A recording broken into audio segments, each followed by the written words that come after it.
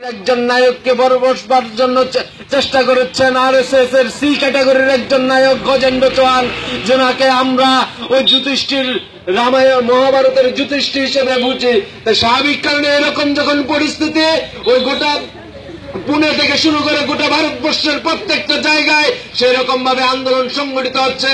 আমরা দেখলাম 2013 সালের মধ্যে পশ্চিম বাংলার মধ্যে একটা মাটি মানুষের সরকার, মায়া কান্নার সরকার, সততার সরকার বলে যিনি মমতা ব্যানার্জি ক্ষমতায় এসেছিলেন, আজকে উনি যখন ওই সারদার প্রতীক হয়ে মানুষের কাছে আসলেন 4.5 বছর, আমরা দেখলাম 2013 সালে ওই একটা সার্কুলার দিয়ে পার্থ চ্যাটার্জি বলছিলেন পশ্চিম বাংলায় কলেজ নির্বাচন করা যাবে না, পশ্চিম বাংলায় ছাত্র সংসদ নির্বাচন হবে না।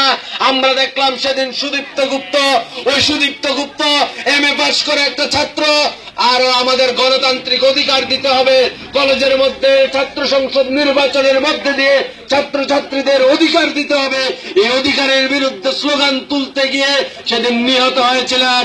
আর মমতা ব্যানার্জি যিনি সততার প্রতীক বলছিলেন এটা একটা ছোট্ট ঘটনা।